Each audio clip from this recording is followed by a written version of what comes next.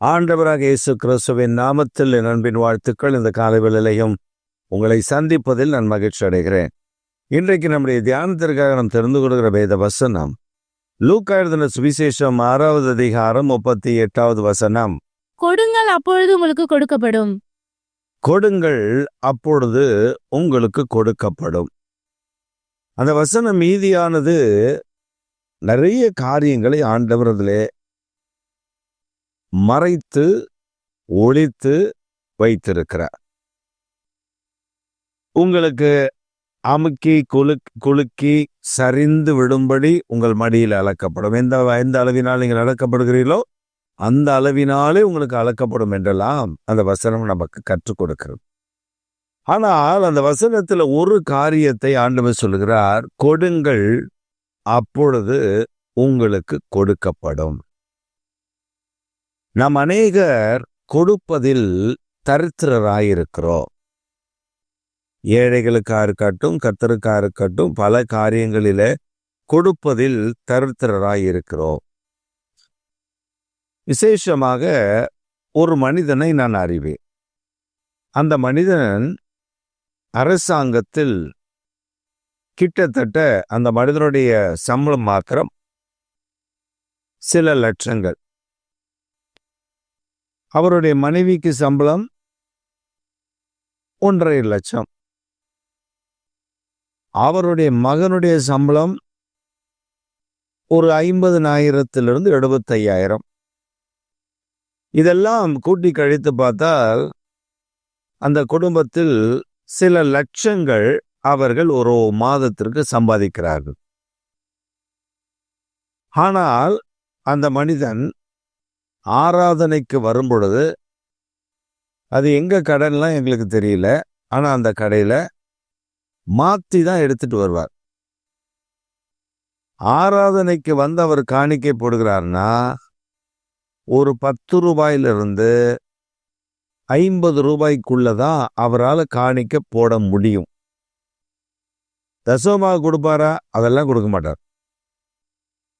அவரிடத்தில் ஒரு முறை இந்த ஏழை பிள்ளைகளுக்கு உதவி செய்ய வேண்டும் என்று சொல்லியிருந்த பொழுது அவர் கடையில் போய்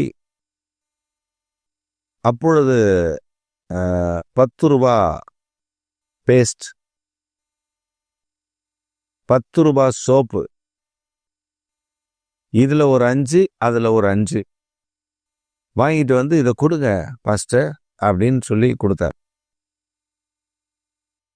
நான் யோசித்தேன், இத்தனை லட்சங்கள் வாங்கியும்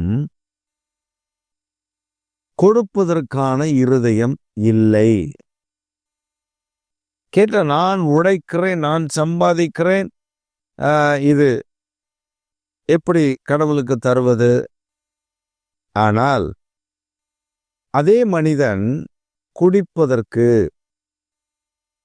ஒரு நாளைக்கு அல்லது ஒரு வாரத்திற்கு 4,000-5,000 செலவு செய்வதாக அவருடைய வீட்டில் இருக்கிற மகன் சொன்னார்.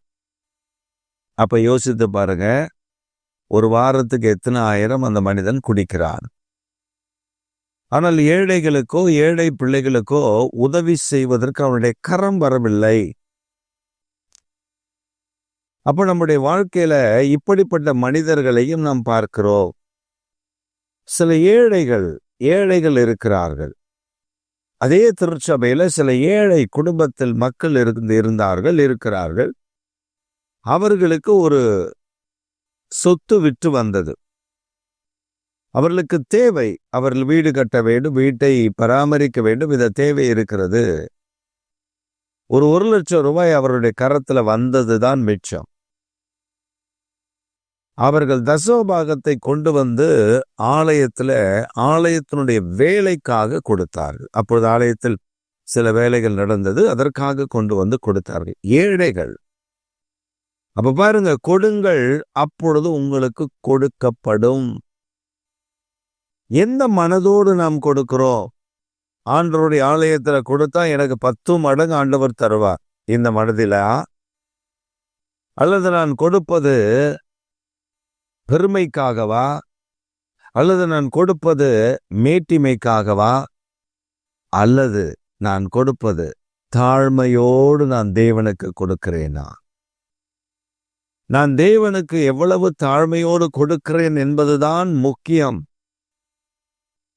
ஆண்டவரிடத்திலிருந்து பெற்றுக்கொண்ட ஆசீர்வாதங்கள், அந்த ஆசீர்வாதங்களை தேவனுடைய பணிக்கு, தேவனுடைய காரியத்திற்கு, தேவனுடைய திட்டத்திற்கு, தேவனுடைய பிள்ளைகளுக்கு நான் கொடுக்கிறேன் என்று சொல்லுகிறோமே, அதைவிட பெரிய பாக்கியம் வேறு ஒன்றும் இல்லை.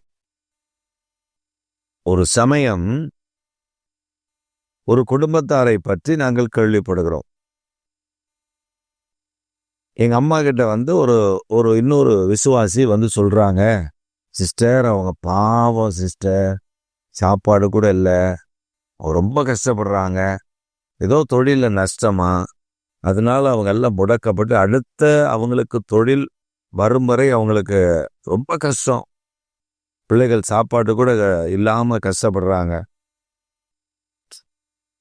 நம்ம கிட்ட சொன்னா நம்ம என்ன பண்ணுவோம்? அப்படியா, நான் ஜோம் பண்றேன் அப்படின்ட்டு போயிடுவோம். ஆனா எங்க அம்மா அப்படி செய்யல, உடனே ஜோம் பண்ணாங்க. எங்க அம்மாவும் என் தங்கச்சி சேர்ந்து உட்காந்து ஜோம் பண்ணிட்டு வீட்டில் என்னெல்லாம் கிடைக்கும், சாப்பாட்டு பொருள் என்னென்ன, பருப்பு இது என்னெல்லாம் இருக்குன்னு பார்த்து அதுல 3/4 பாகத்தை எடுத்து அரிசி ஒரு கட்டப்பையில நிரப்பி, அப்படி 2 கட்டப்பை நிறைய என் தங்கச்சி எங்க அம்மாவை எடுத்துட்டு போயிட்டாங்க. எங்களுக்கு இது எதுவுமே தெரியாது, பின்னாட்கள் தான் எங்களுக்கு தெரிய வந்தது. அதுவும் அந்த குடும்பத்தார் எங்ககிட்ட சொன்ன, எனக்கு சாட்சியாக அறிவித்த பொழுதுதான் எனக்கு அது தெரிந்தது. அவர்கள் கொண்டு போய் ராத்திரி இருக்குமாம், ஒரு 8 மணி வாக்கில் அவர்கள் கொண்டு போய் அதை கொடுத்து பிள்ளைகளுக்கு ஆக்கி போடுங்கள் என்று சொன்ன பொழுது அந்த சகோதரி கண்ணீர் வெடித்திருக்கிறார்கள். எங்க கதை யாருக்குமே தெரியாது, எப்படி உங்களுக்கு தெரிந்தது? அப்பொழுது இவங்க கொடுத்துட்டு ஒரு ஜோம் பண்ணிட்டு வந்தாச்சு. அந்த குடும்பம் இன்றைக்கு அந்த குடும்பத்தில் ஒரு பையன் நல்ல உயர் படிப்பில் படித்து உயர்ந்த நிலைமையில் இருக்கிறார். 2 பிள்ளைகள் இன்ஜினியராக இருக்கிறார்கள். சொந்த வீடு இருக்கிறது, சொந்த கார்கள் இருக்கிறது. 2 மாவட்டத்தில் அவர்களுக்கு சொந்தமான பெரிய பங்களா டைப் வீடுகள் இருக்கிறது. கர்த்தர் அவர்களை அப்படி ஆசீர்வதித்திருக்கிறார். இப்பொழுது அப்ப ஒரு மனிதன் தரித்திரப்பட்டு நிற்கிறான், அதை நாம் கேள்விப்படுகிறோம். கண்டும் காணாமல் போகிறது தேவனுக்கு பிரியமானது அல்ல. கொடுங்கள், அப்பொழுதுதான் உங்களுக்கு கொடுக்கப்படும். நாம் எந்த அளவின்படி அளக்கிறோம்? நான் கொடுப்பது மனிதனுக்கா தேவனுக்கா? நான் கொடுப்பது தேவனுடைய நாமத்திற்கு, நான் கொடுப்பது தேவனுக்கு, நான் கொடுக்கிறது தேவனுடைய திட்டத்திற்கு. இந்த எண்ணங்கள் எப்பொழுது நம்மிடத்தில் மலர்கிறதோ அப்பொழுது நாம் கணக்கு பார்க்க மாட்டோம். தேவனுக்காக உற்சாகமாய் கொடுக்க ஆரம்பித்து விடுவோம். ஜெபத்தில் நேரம் கொடுப்பதிலேயும் நாம் கொடுப்பது தேவனோடு கூட நேரம் செலவு பண்ணுகிறேன் என்கிற எண்ணம் வேண்டும். கர்த்தரை ஆராதிப்பதிலேயும் ஆண்டவரோடு கூட நேரம் பாடி கர்த்தரை துதித்து நான் நேரம் செலவு பண்ணுகிறேன் என்ற எண்ணம் வேண்டும்.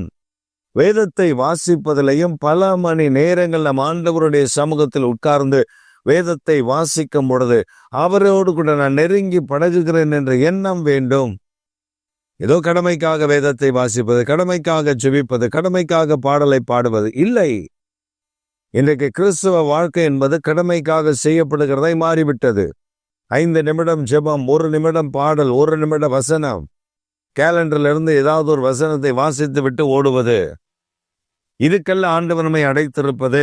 அவருக்காக நேரம் கொடுக்க, அவருக்காக ஜெபத்தில காரியத்துல நேரம் கொடுக்க, அவருக்காக துதிப்பதில் நேரம் கொடுக்க, வேத வசனத்தை வாசிப்பதில் நேரம் கொடுக்க நாம் எப்பொழுது பழகுகிறோமோ அப்பொழுதுதான் தேவனுடைய ஆசீர்வாதம் நம்முடைய தலைமுறையின் மேல் வெளிப்படும். அதுதான் ஆண்டவர் சொல்றார், கொடுங்கள் அப்பொழுது உங்களுக்கு கொடுக்கப்படும். நாம் எப்படி கொடுக்கிறோமோ அப்படித்தான் நமக்கு கொடுக்கப்படும். நம் ஆண்டவருக்காக கொடுத்தால் ஆண்டவருக்கு தான், ஆண்டவர் தான் அதை நமக்கு திரும்ப தருவார். மனிதனுடைய பார்வைக்காக நாம் கொடுப்போம் என்றால் மனிதன் அதை துச்சமாக எண்ணி விடுவான். அதனால்தான் சொன்ன ஏழைக்கு இறங்குறவன் கர்த்தருக்கு கடன் கொடுக்கிறான். நாம் யாருக்கு எப்படி என்ன காரியங்களை செய்கிறோம் என்பதை ஆண்டவருடைய சமூகத்தில் ஜெபித்து பின்பு ஆண்டவர் செய்ய சொல்லுகிறதின்படி செய்து பழகுங்கள். அவருக்கு கொடுப்பதில், ஆண்டவருடைய சமூகத்தில் கொடுப்பதில் மன உற்சாகமாய் கொடுங்கள். ஏழைகளுக்கு இறங்குவதில் முறுமுறுப்பில்லாமல் ஏழைகளுக்கு கொடுங்கள். கர்த்தர் உங்களை மேன்மையாக வைக்கிறதை நீங்கள் பார்ப்பீர்கள். இன்றைக்கு அதை உங்கள் வாழ்வில் பழக்கப்படுத்துங்கள். இந்த வருடம் முழுவதிலேயும் கர்த்தர் உங்களை மேன்மையாக உயர்த்தி வைப்பதை காண்பீர்கள். ஆமென், ஆமென்.